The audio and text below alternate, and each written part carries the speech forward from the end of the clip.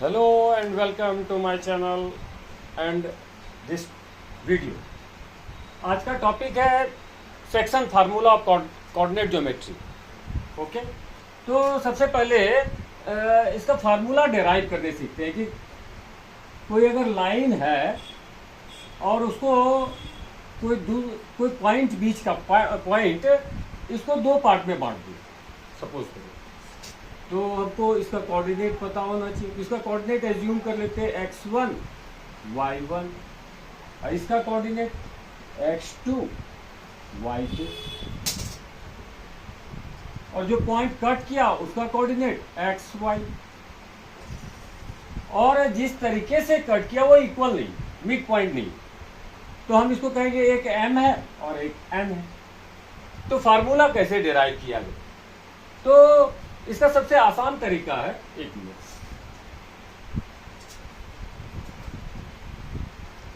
इसका सबसे आसान तरीका है कि इसको हम अलग कलर से लिखते हैं x2 y2 और इसको इधर वाला जो कलर है उसी कलर से लिखते हैं इसको m। इससे क्या बेनिफिट मिलेगा अभी बताएंगे।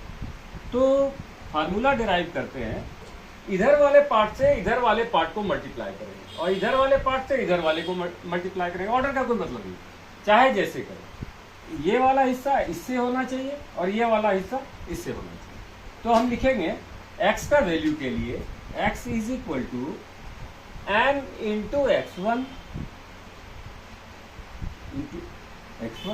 m x1 अब प्लस करें प्लस n इंटू ये x2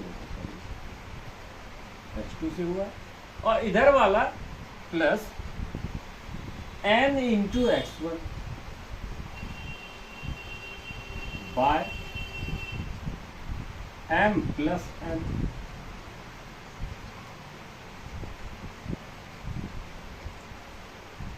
तो ये फार्मूला डिराइव देखो इसमें। और पिछले वाले वीडियो में मैट्रिक्स में क्या सीन रही थी कि ये जो इमेज बनता है, इमेज फॉर्म होता है, वो बहुत इंपॉर्टेंट है। ये जो इमेज फॉर्म हुआ कि ये इस तरह का स्ट्रक्चर होगा, इसके लिए हमको इस तरह से ऐसे जाना है, इसके लिए इस तरह से ऐसे जाना है। ये जो वर्क करता है दिमाग, इस तरह से जो फंक्शन करने सीखता है, ये बड़ा हेल्प करता है इस क्वेश्चन को बनाते समय। देखो ना, इससे जो क्वेश्चन आएगा बड़ा इजी सब नंबर होता है, 2 3 -2 -5 +3 7 8 वगैरह तो बहुत कम ही होता है। इसका मतलब क्या है कि वो तुम्हारा नंबर को मल्टीप्लाई करने का टेस्ट नहीं ले रहा। एक्चुअल में यहाँ जो रूल बनाए हो उस रूल के अनुसार वो चल सकते हो कि नहीं, प्लस और रूल को फॉलो करने के लिए जो रूल एंड रेगुलेशन और फॉलो करना है, यानी पूरे तरीके से जो कॉन्सेप्ट सीखे और रूल एंड रेगुलेशन सीखे हो उससे भटक के तो हायर ऑर्डर का यानी 6 7 8 9 10 इसका क्वेश्चन नहीं बना सकोगे, क्योंकि नंबर बड़ा इजी होता है। बस वो देखता है कि कॉन्सेप्ट जो सीखा है उसका यूज किया कि नहीं, फार्मूला जो सीखा उसका यूज सही तरीके से प्रॉपर तरीके से किया कि नहीं, बस इतना ही चेक करना चाहते। तो y का वैल्यू अब लिख लेते हैं, y इज इक्वल।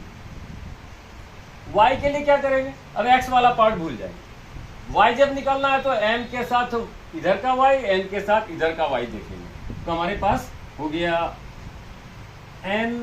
अब वो कलर का एक बार समझाने के लिए कहते हैं, बार बार टाइम लगता है तो ये एक ही बार में करते हैं। तो ये हो जाएगा m into x2 plus n इन x का जो y का बताना y2 और n इंटू y1 अब प्लस m प्लस या तो दोनों रिपीट होंगे m प्लस। यही सब मिस्टेक होता है जो अभी हो रहा है, ये इससे बचना है। तो कैसे, ये जो सीखे कि ये सिस्टम सीखे कि ये इससे होगा इससे होगा, ये चीज बहुत इंपॉर्टेंट है। तो फार्मूला डिराइव कर लिया, चलो इससे रिलेटेड एक दो क्वेश्चन सॉल्व कर लेते हैं।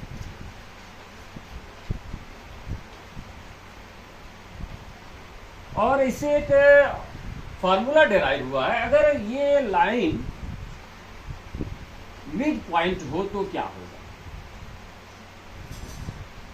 ये अब नंबर से ही कर लेते हैं, तो -1 और 4 इसको लेते हैं, और इसको 0 और 6 ले लेते हैं, और ये हमको पता करना है x और y, और ये मिड पॉइंट है तो हम कहेंगे 1 1 इसका रिलेशन होगा, दोनों n और n इक्वल है तो m is equal to n, 1 is equal to 1, तो हमें दोनों को 1 1 एज्यूम कर लिया, ठीक है।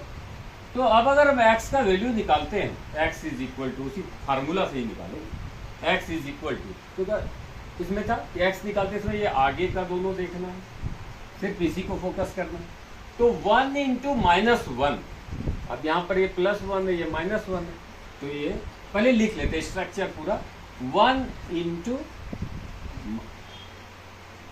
-1, फिर प्लस था फार्मूला, प्लस कर लिया, फिर 1 इंटू 0, 1 इंटू 0, ऐसे एग्जाम एकदम सेम ऐसे स्ट्रक्चर लिखना है, हड़बड़ी कुछ नहीं है, क्या क्वेश्चन 2 से 3 मार्क्स का होता है, हड़बड़ क्या करना है, आराम से बनाना है। ये हम फार्मूला के हिसाब से कैसे बनाएंगे, इसको ऐसे भी बनाया जा सकता है, इस दोनों को जोड़ करके और हाफ कर देंगे, दोनों को ऐड करके x और x का वैल्यू को ऐड करके हाफ कर देंगे, आ जाएगा, उसको भी अभी देखेंगे वेरीफाई करके, लेकिन हम ये फार्मूला को कैसे यूज किया जाए उसका तरीका बता रहे हैं। तो अब +1 + 1 m + n, उसी तरह y के लिए क्या करेंगे, y is equal 1 into 4 plus, ये हो गया 1 इंटू 6 बाय 1 + 1, वैल्यू निकाल लेते हैं दोनों की, यहां पर माइनस है, यहां पर प्लस है, अभी बताए थे थोड़ी देर पहले कि यही सब एबिलिटी टेस्ट करना चाहता है कि ये साइन सब सही, भाई नंबर बहुत ईजी आने वाला है, यानी कि इससे ज्यादा हैवी सब नंबर है, याद करो 5 में 4 में 1 2 3 तो शायद ही आता था, 9 8 7 ये सबसे मल्टीप्लाई करा के पका दिया था दिमाग, लेकिन वापस से फिर 9 10 आते आते फिर नंबर इतना ईजी हो जाता है। तो क्या मतलब है इसका कि वो एक्चुअल में रूल एंड रेगुलेशन, अभी जस्ट बोले, रिपीट नहीं करेंगे, तो हम रूल को एकदम कहीं पर भी इग्नोर नहीं करेंगे। तो हमारे पास एक चीज है कि 4 ऑपरेशन है मैथमेटिक्स में, मल्टीप्लाई डिवाइड ऐड सब्ट्रैक्ट, और एक समय में एक ही ऑपरेशन हो सकता है और एक ही के बारे में सोचना चाहिए। हम एक साथ मल्टीप्लाई डिवाइड या एक साथ मल्टीप्लाई एडिशन नहीं कर सकते, एक बार में या तो मल्टीप्लाई करेंगे या एक बार में ऐड करेंगे, दोनों एक साथ करेंगे फंस जाएंगे। तो यहाँ पर अब जब ये मल्टीप्लाई कर रहे हैं तो इसी के बारे में सोचेंगे, हम ये दोनों मल्टीप्लाई चाहे तो एक साथ कर सकते हैं, इधर का अलग है इधर का अलग, और वो ऐड से जुड़ा हुआ है, पहले ऐड क्यों नहीं कर लेंगे दोनों को, बॉडमास रूल कहता है कि पहले मल्टीप्लाई करो, तो हम पहले मल्टीप्लाई किया, इसको भी मल्टीप्लाई किया, ये 0 हो गया, और 1 इंटू 1 -1, तो ये हो गया -1/2। अब आते हैं इसका 4 into 1 4, 6 into 1 6, 10/2 is equal to 5।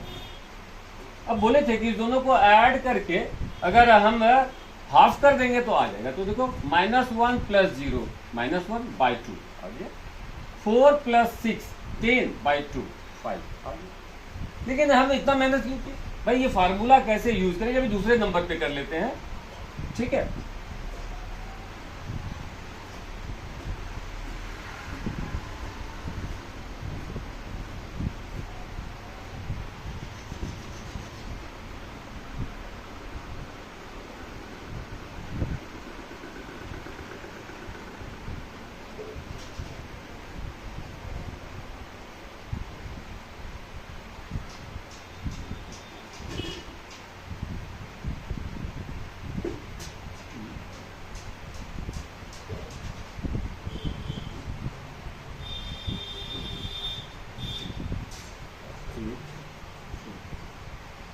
ये इस तरह का क्वेश्चन है, इसमें ये x जो है ये अननोन, उसको पता करना, ये कितना, चलो पता करते हैं।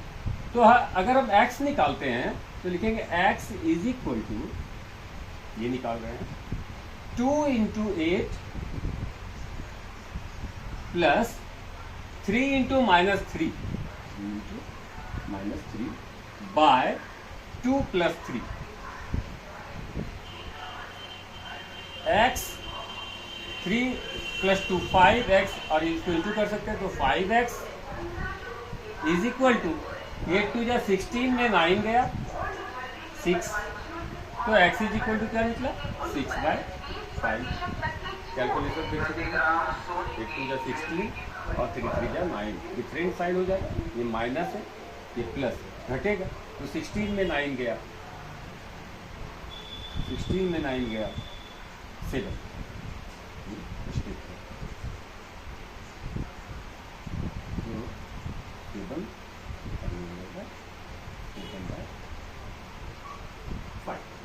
इस तरीके से ये वैल्यू निकल गया। एक और क्वेश्चन करते हैं।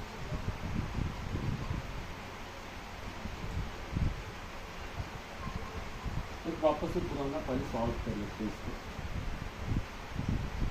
दोनों एक्स वाई निकालना है। तो मान लो ये वैल्यू -2 और 3 है, और ये वैल्यू 4 और 1 -1, और ये 2:3, और ये x और 1। एक एक करके एक भी निकालेंगे तो दूसरा समझ में आ जाएगा, सेम प्रोसेस चलेगा। तो एक ही निकालेंगे x या y, तो x निकाल लेते हैं, x इज इक्वल। फिर और भी टाइप में अभी जाएंगे। तो पहले बोले x निकालने के लिए 2 × 4 प्लस 3 × -2। भाई एग्जाम में पेपर का कोई कमी होता नहीं है, जितना चाहिए मिलेगा, तो आराम से जितना लंबा हो सके कैलकुलेशन करो आराम से, हर स्टेप वाइज एक एक बार में, मिस्टेक कम होगा। और ये हो जाएगा 2 + 3। नेक्स्ट स्टेप में तो सॉल्व कर लेंगे। 4 2 = 8, चाहे तो लिख भी सकते हैं, और 3 2 = -6, अब बाय 5 इज इक्वल टू 8 में 6 में 2/5, x का वैल्यू आ गया 2/5। उसी तरह y का वैल्यू निकाल सकते हैं। अब आते हैं एक बहुत इंपॉर्टेंट क्वेश्चन पे। उसमें क्या होता है कि हमको किस तरीके से पार्ट किया वो नहीं पता।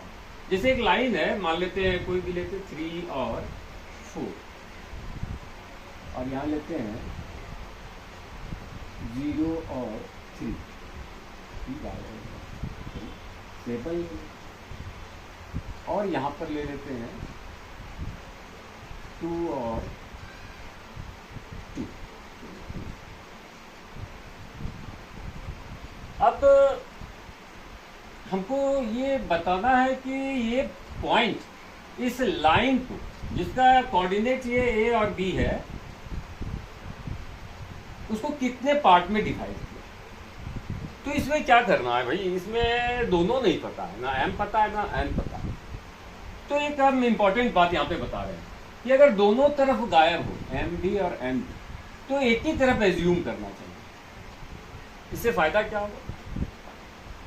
जूनियर क्लास में हम लोग पढ़े हैं कि अगर कोई रेशियो पता हो, ठीक है, और उसके दोनों पार्ट को अगर सेम नंबर से मल्टीप्लाई कर दिया जाए तो उसके प्रोपोर्शन पे कोई फर्क नहीं पड़ता, वो सेम कंपैरिजन दिखाता है।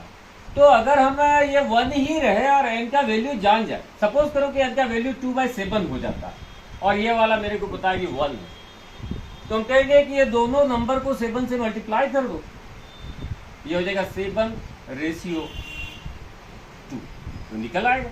तो इसका मतलब क्या निकला कि हम एक ही एज्यूम करेंगे, दोनों एज्यूम करने का कोई मतलब नहीं निकलता।